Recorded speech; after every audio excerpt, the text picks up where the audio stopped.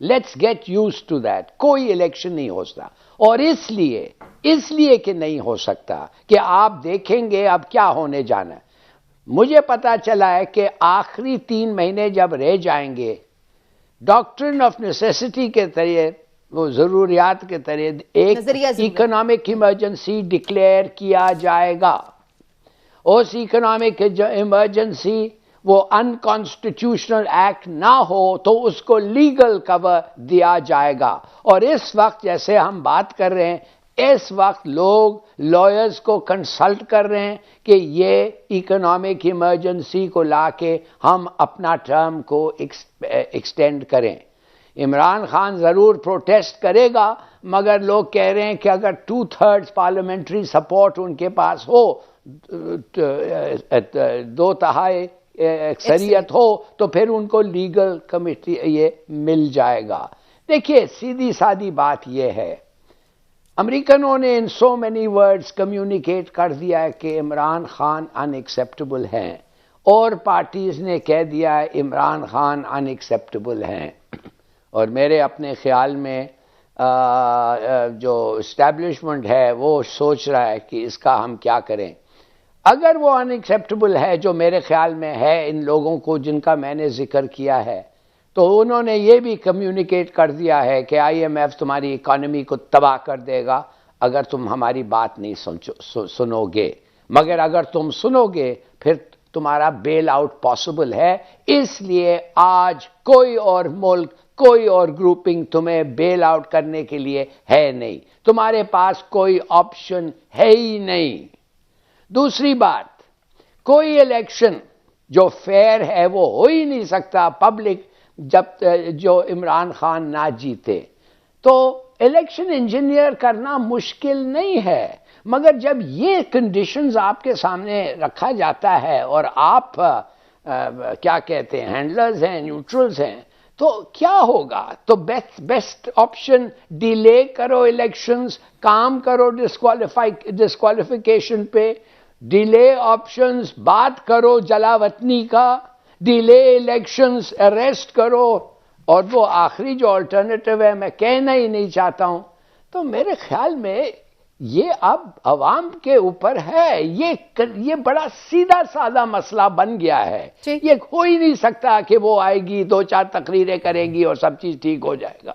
No, ये है option. लेकिन इमरान साहब, ये से जो जिस बात की तरफ हिलाली साहब इशारा कर रहे हैं, ये काफी जो सीनियर सहाफी हैं उनकी रिपोर्ट्स हैं कि ये मैसेज दिया गया है कि अनएक्सेप्टेबल है इमरान खान साहब और ये सारे मामलात, और उसमें इकोनॉमी को भी एज ए टूल ट्विस्ट करने के लिए इस्तेमाल किया जा सकता है। इस पर आपका क्या है तज्जिया? देखें, बात सीधी सी है सुबीना। जब हिलाली साहब हमारे साथ मुस्तकिल यहाँ बैठते थे, उस वक्त भी हम दोनों इस प्रोग्राम में ये बात करते थे कि ये बात आप समझे कि अगर इमरान खान को ही दोबारा लाना होता, इतनी जल्दी लाना होता, तो उन्हें निकाला क्यों जाता। अब बात यह है कि दो चीज़ें यहाँ बड़ी समझने वाली हैं। एक तो ये कि हिलाली साहब जो कह रहे थे ना कि वकला से कंसल्टेशन की जा रही है, तो हिलाली साहब हमारे वाकफान हाल तो ये कहते हैं कि ये तमाम चीज़ें तय हो चुकी हैं।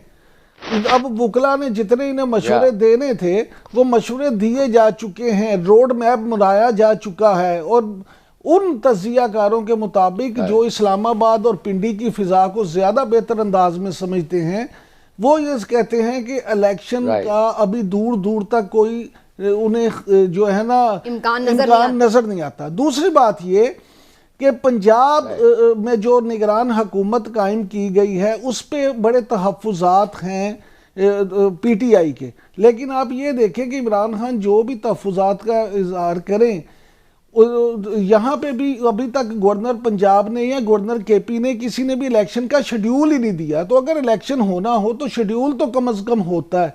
तीसरी बात यह है कि फिर वो जो मर्दमशुमारी की बातें होती हैं, ये चीज़ें होती हैं, नई वोटिंग लिस्टों की बात होती है, तो वो तो काफी आ रहे हैं, अभी ये काफ़ी चीज़ें हैं। और असल चीज़ यही है जो देखें, महंगाई अभी मज़ीद होने को, और वैसे भी आप ये देखें कि ये पहले सबसे शहबाज शरीफ साहब ने कहा था कि उन्होंने अपनी सियासत नहीं बचाई बल्कि रियासत बचाने के लिए वो हुकूमत में आए हैं। तो आप हिलाली साहब आप देखें कि फिर वही बात अब दोहराई है आपके इसहाक डार साहब ने। उन्होंने भी कहा कि जी हमारे लिए तो बड़ा अच्छा था, हम सियासत बचा लेते, लेकिन हमने रियासत बचाने को तरजीह दी।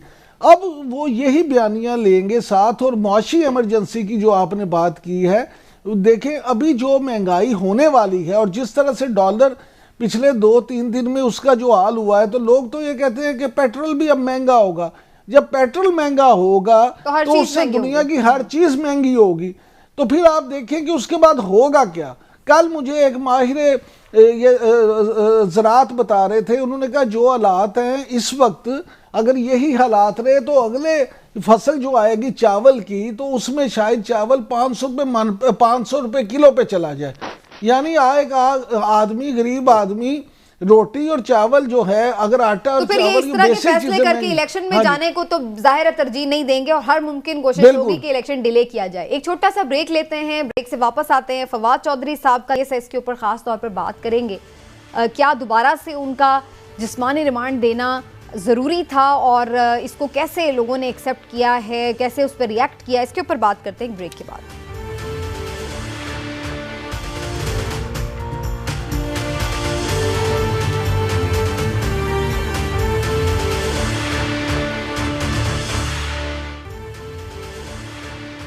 एक्सपेक्टेशन आज ये थी कि शायद फवाद चौधरी साहब को जमानत मिल जाएगी और जमानत की दरख्वास्त भी दायर कर दी गई थी, क्योंकि कल हमने देखा था कि उन्हें जुडिशल रिमांड उनका दिया गया था। लेकिन इसके बरअक्स आज जब दोबारा पुलिस ने एक फिजिकल रिमांड की इस्तदा की तो अदालत ने उसे मंजूर करके उन्हें 2 रोज़ा मजीद फिजिकल रिमांड में दे दिया और उनकी जमानत की जो दरख्वास्त थी उसको भी मुस्तरद कर दिया। तो ये काफ़ी जो एक्सपेक्टेशन थी उसके खिलाफ फैसला था, लेकिन क्या वाकई ये इतना ही ज़रूरी था?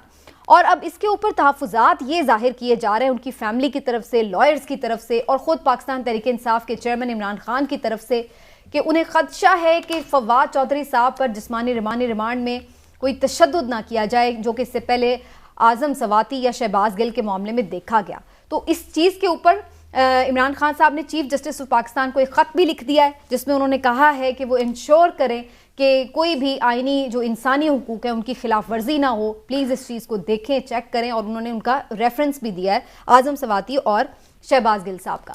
तो इस सारे मामले को हम कैसे देख रहे हैं, किस तरफ ये मामला जा रहा है और ये खदशा क्यों है, इसके ऊपर बात कर लेते हैं। और इस सेगमेंट में हमें फैसल चौधरी साहब ने भी ज्वाइन कर लिया है। चौधरी साहब, आपका शुक्रिया, काफ़ी टफ टाइम और आज भी बड़ा आप सारा दिन मसरूफ़ भी रहे और आपने फिर भी हमारे लिए वक्त निकाला। लेकिन पहले तो ये जो सारा लीगैलिटी का मामला है इसके ऊपर कमेंट करें। आप ये एक्सपेक्ट कर रहे थे कि दोबारा से एक जिस्मानी रिमांड दे दिया जाएगा उनका, और आपको क्यों खदशा है कि कोई तशद्दुद किया जाएगा उनके ऊपर? उसकी वजह से मैंने ये ना कि अभी रिसेंट पास में एक हिस्ट्री, एक साइकिल चला है आज़म सवाती साहब और फिर शहबाज गिल, वो एपिसोड्स, और फिर जैसे फवाद साहब को जिस तरह से लाया जाता है हथकड़ियाँ लगा के, मुंह पे कपड़ा चढ़ा के, इतने बंदे धक्के दे रहे होते हैं, जो इतने पुलिस वाले जो हैं, और जिस तरह से वो आते हैं उनकी सिक्योरिटी तो स्टेट हेड की सिक्योरिटी जो इनके साथ लगी होती है।